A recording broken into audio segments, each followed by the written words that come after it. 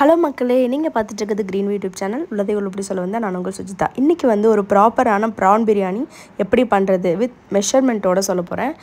இந்த கடாயில் பேஸ் வர வரைக்கும் மட்டும் ஆயில் ஊற்றிக்கோங்க.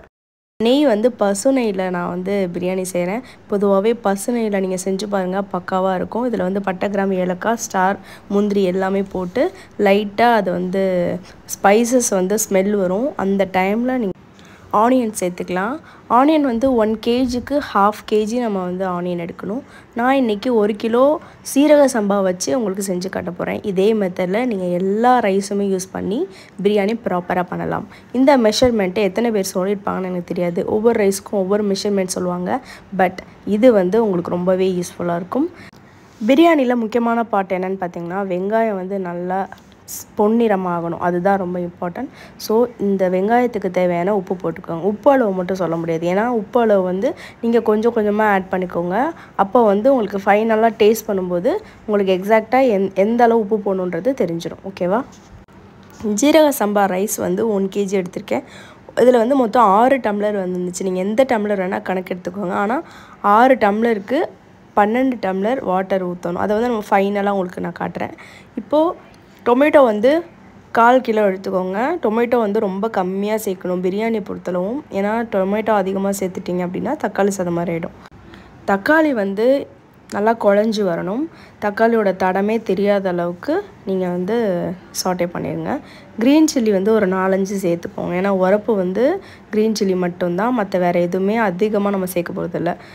பிரியாணிக்கு ரொம்ப ரொம்ப இம்பார்ட்டன்ட் வந்து புதினா, கொத்தமல்லி. ஸோ இதை வந்து நீங்கள் ஒரு கைப்பிடி அளவு மெஷர்மெண்ட் பண்ணிக்கோங்க. புதினா வந்து 1 கை போட்டிங்கன்னா கொத்தமல்லி 2 கை போடுங்க. அப்போ வந்து டேஸ்ட் வந்து சூப்பராக இருக்கும். அதுவுமே நல்லா குழஞ்சி வரணும். நீங்கள் ஒன்று போடுறதுக்கும் டைம் எடுத்துக்கோங்க. கர்ட் வந்து ஒரு 2 குழி கரண்டி அளவு நம்ம சேர்த்துக்கலாம். அதுக்கப்புறம் பார்த்திங்கன்னா அதையும் நல்லா வந்து மிக்ஸ் பண்ணிவிட்டு அது நல்லா வந்து மசிஞ்சு வர்றதுக்கு நீங்கள் டைம் கொடுங்க. இப்போ வந்து அந்த கர்ட் சேர்த்துருக்கறனால இன்னுமே நல்லா கூழ் பதத்துக்கு வந்துடும். பிரியாணி பவுடர் வந்து ஆச்சியில் எடுத்திருக்கேன். 1 கிலோவுக்கு நீங்கள் 1 கிலோ பேக்கெட், அந்த 12 ரூபா பேக்கெட் இருக்கு இல்லையா, அதை ஃபுல்லாகவே போடலாம். ஸோ அது போட்டதுக்கப்புறம் காஷ்மீர் மிளகாய் தூள், அதுவுமே நான் வந்து ஆச்சியில் தான் எடுத்திருக்கேன். அது வந்து ஒரு அரை பேக்கெட் ஃபுல்லாக போட்டுட்டு கரம் மசாலாவும் அரை பேக்கெட் போட்டுருங்க. பர்ஃபெக்டான ரேஷியோவில் இருக்கும் இது. இந்த மசாலா போடும்போது அடுப்பை வந்து சிம்மில் வச்சுட்டு நல்லா மிக்ஸ் பண்ணி விட்டுருங்க. மிக்ஸ் பண்ணிவிட்டு நீங்கள் கொஞ்சம் நேரம் அதை மூடி வச்சுக்கோங்க. ஏன்னா வந்து அந்த மசாலா வாடெல்லாம் போயிட்டு உங்களுக்கு நல்லா எண்ணெய் பிரிஞ்சு வரணும். பிரியாணி பொறுத்தளவுக்கும் நீங்கள் வந்து மசாலா வாடை வந்து பிரியாணியில் அடிக்கவே கூடாது. அதனால் எந்த அளவுக்கு நீங்கள் சாட்டே பண்ணுமோ அந்தளவுக்கு சாட்டே பண்ணிக்கோங்க. ஜிஞ்சர் கார்லிக் பேஸ்ட் வந்து போட்டிருப்பேன், அதை நான் வீடியோவில் ஆட் பண்ணலை. எல்லாமே போட்டுட்டு ஒரு 5 மினிட்ஸ் அப்பப்போ கிண்டி எடுத்துருங்க. ப்ரான் வந்து நான் 1 கிலோவுக்கு 1.5 கிலோ எடுத்திருக்கேன். ஏன்னா ப்ரானை பொறுத்தளவும் 1 கிலோவுக்கு 1 கிலோ போட்டிங்கன்னா எங்கேயுமே வாயில் படவே படாது. ப்ரான் வந்து பத்தாமல் போய்டும். அதனால் நீங்கள் 1.5 கிலோ போடுங்க. இதையுமே நல்லா வந்து சாட்டே பண்ணிடுங்க. ப்ரான் வந்து ரொம்ப வேக வைக்க வேணாம், ஒரு 10 நிமிஷம் அதுக்கு கரெக்டான டைமு. அதனால தான் சொல்கிறேன், மசாலா நல்லா வந்து உங்களுக்கு எண்ணெய் பிரிஞ்சு வர வரைக்கும் வெயிட் பண்ணிவிட்டு அப்புறமா ப்ரான்ஸ் போடுங்கன்னு சொல்கிறேன். இப்போ வந்து மேலே தம் வைக்கிறதுக்காக இப்போ நான் தண்ணி சூடு பண்ணிகிட்ருக்கேன்.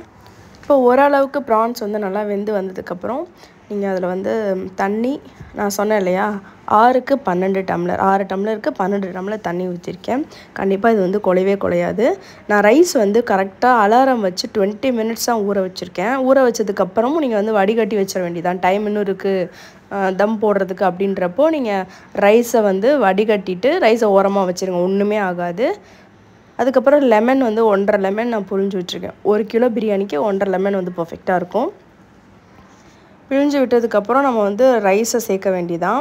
இப்போ வந்து தண்ணி நல்லா கொதித்து வந்த உடனே நம்ம வந்து ரைஸை அப்படியே சேர்க்க வேண்டியதான். ரைஸ் நீங்கள் சேர்க்கும்போது அதில் சுத்தமாக தண்ணி இருக்கக்கூடாது. ஆல்ரெடி நம்ம கரெக்டான ரேஷியோவில் போட்டிருக்கனால எக்ஸ்ட்ரா தண்ணி எதுவுமே நீங்கள் ஊற்றிட வேண்டாம்.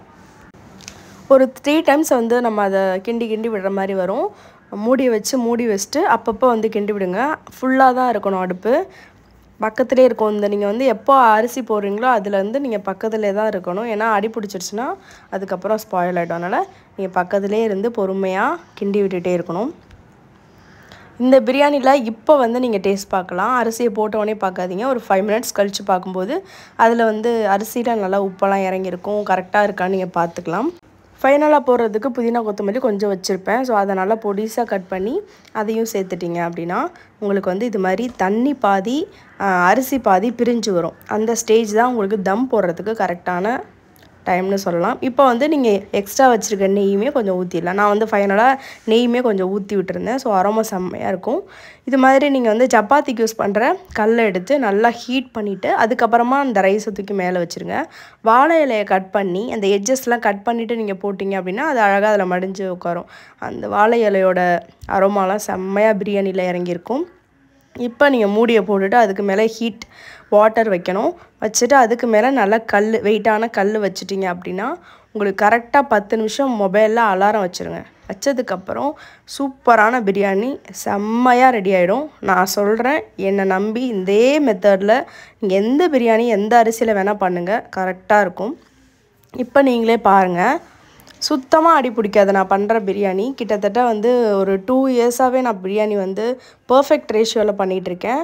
ஸோ இந்த அரோமாலாம் நல்லா இறங்கியிருக்கும் பாருங்கள். இலையே வந்து இது மாதிரி கருப்பாயிடும். ஸோ அதை அப்படியே எடுத்துட்டு நீங்கள் லைட்டாக பட்டும்படாமல் கிண்டி விட்டீங்க அப்படின்னா சூப்பரான பிரியாணி ரெடி ஆயிடுச்சு. நீங்களும் வீட்டில் ட்ரை பண்ணிவிட்டு மறக்காமல் என்னோடய சேனலில் வந்து நீங்கள் வந்து கமெண்ட் பண்ணுங்கள், நல்லா இருந்துச்சா இல்லையான்னு சொல்லிவிட்டு. கண்டிப்பாக நான் உங்களுக்கு சேலஞ்ச் விடுறேன். நீங்கள் பண்ணுற பிரியாணி சூப்பராக இருக்குன்னு வீட்டில் எல்லாருமே ஒன்று பாராட்ட போகிறாங்க. அதுக்கு நான் கேரண்டி. இப்போ இந்த வீடியோ பார்த்த எல்லாருக்குமே ரொம்ப நன்றி. ஃபஸ்ட் டைம் நம்ம வீடியோ பார்க்குறீங்களா, மறக்காமல் நம்ம சேனலை சப்ஸ்கிரைப் பண்ணிக்கோங்க. அடுத்த ஒரு சூப்பரான வீடியோவில் பார்க்கலாம். அதுவரை நான் உங்கள் சுஜிதா. தேங்க்யூ.